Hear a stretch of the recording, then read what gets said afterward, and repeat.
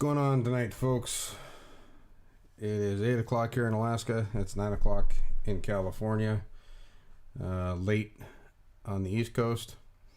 If you guys have been on online at all tonight, I'm sure you guys have seen the standoff and everything that happened in New York City. New York. A veteran had his basically his house raided. Not so much raided, but there was a standoff. He wasn't going to come out and give up 30-round magazine.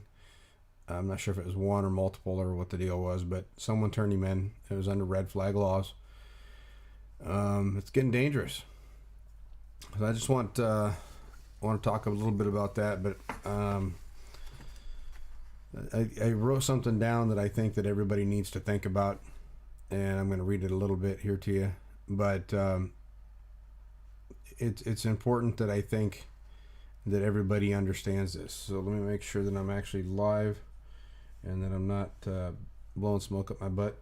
In 1 second here. All right. Yeah, there I am. Okay, I am live. I wrote something down that I think that everybody needs to think about. Everybody understands. Got 19 people on. Holy cow, that's a bunch. Rarely get that many people on. So, yeah, Whiskey Warrior 556 on Instagram had posted videos of the ongoing situation. Essentially, like I said, he was a vet. This guy's obviously been around weapons and has been safe with them. He hasn't killed anybody that we know of. I'm just saying that as a disclaimer. As far as we know, he's just a law-abiding citizen, and someone turned him in, stating that he had 30-round magazines. He had already had his weapons seized, what it sounded like, and they decided to go in, and someone turned him in for having 30-round magazines, which is illegal in New York. So there was a big standoff. There was a bunch of cops. They even had a armored police vehicle there on the scene. There was a few people that were there was at least one person doing a live outside of his house. It was in the dark, so it was hard to see everything, but I followed it for most of the evening, and it sounds like he ended up giving up, and they had him in custody, and there was reports that there was some minor injuries. Didn't get much details on that.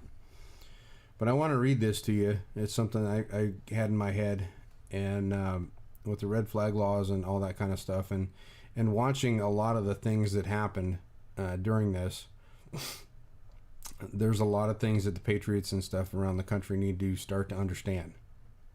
I'm going to go ahead and read this. So, every generation has to decide what impact that they will have on future generations. Each person needs to figure out for him or herself just how far they are willing to go to reach those ends.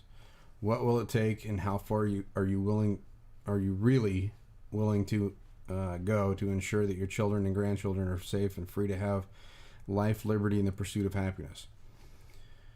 I go on and basically say, tonight we had a fellow patriot and vet get arrested under red flag laws in 1776. This was the type of action that the British would do, which in turn started the Revolutionary War.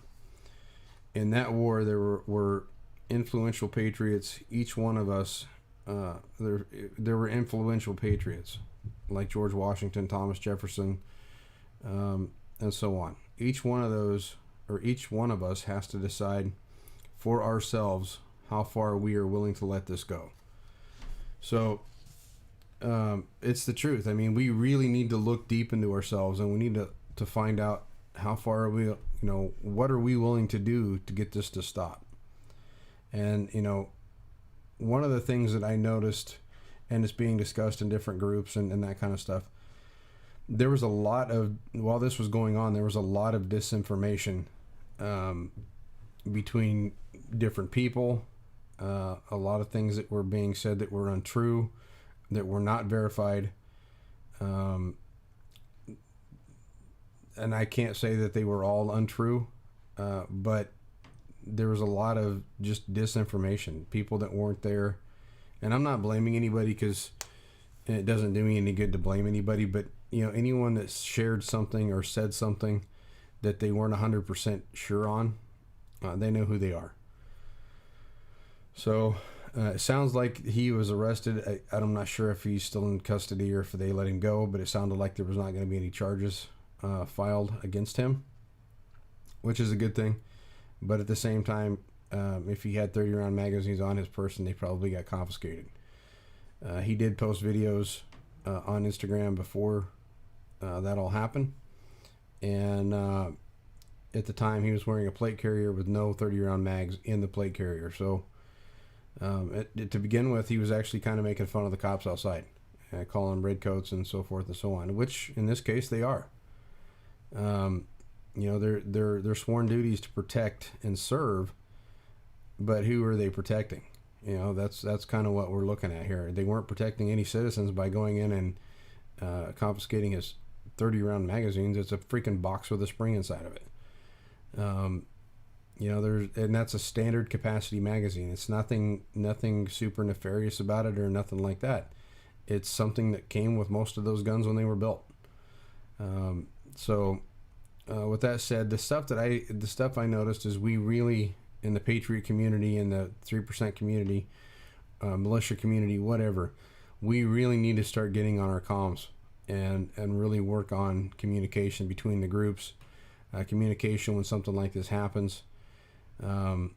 Again, like I said, there was a lot of miscommunication and a lot of stuff being just massively shared around that nobody knew whether it was true or not. So, and what ends up happening is that actually ends up helping the other side, because it may end up causing us to either show up or not show up, and we can't have that. We need to be sure of what we're going into if we're going to show up for something like that.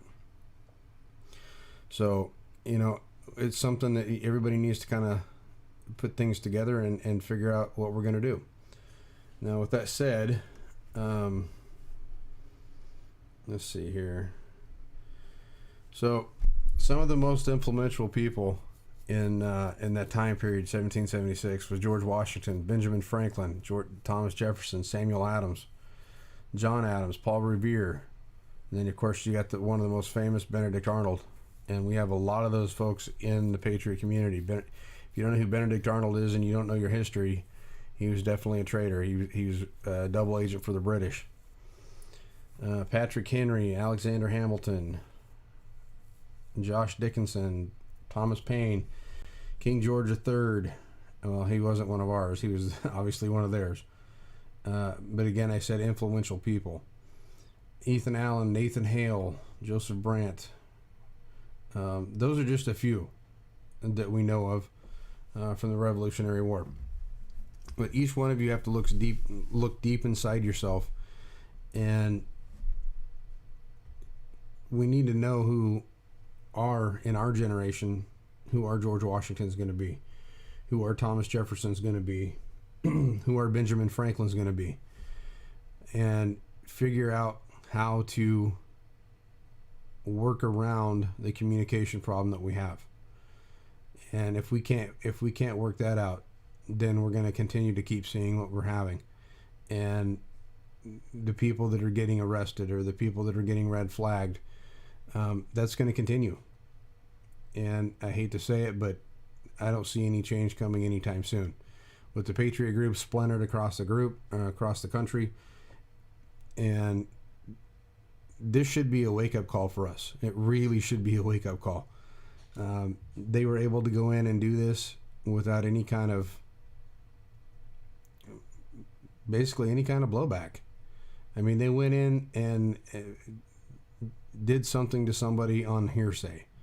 That's kind of like what's going on with Congress right now with this impeachment thing. It's all hearsay. You're not seeing anything based in fact and in reality. So I just want everyone to kind of look deep inside themselves and figure out what it's going to take for everybody to kind of get together and work on a system to where when something does happen, we can rely on one another. We can be able to reach out and know that the comms are not going to break down and things are not going to get confusing.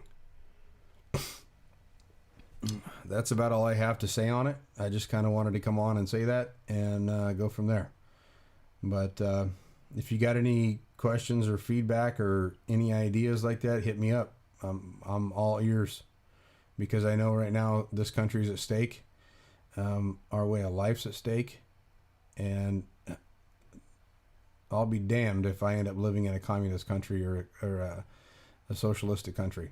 And we're already heading that direction, and we're going to have to head it off at the pass, and we're going to have to stop it. So it's about all I got, folks. I just wanted to come on real quick and say that. And you know, if you don't know what's going on, definitely start looking up you know, red flag gun laws, stuff like that. Do your own research, because it's not that difficult for someone else to get your stuff confiscated.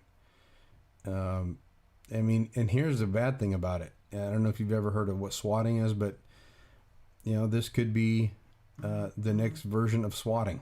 You know, that someone sees that you got a gun and they decide they want you to get rid of it.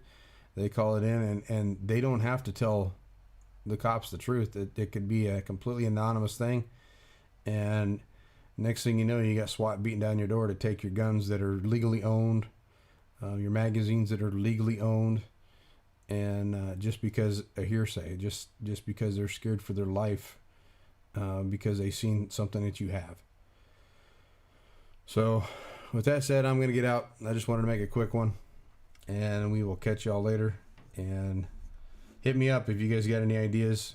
We're definitely going to have to find some alternative stuff to start communicating with, because obviously Facebook and these social media platforms start cutting things down at the request of the cops. So I know that there was a bunch of pages that were being deleted and everything else while this was going on. So just keep that in mind. All right, this is Sherman Tank. I'm out.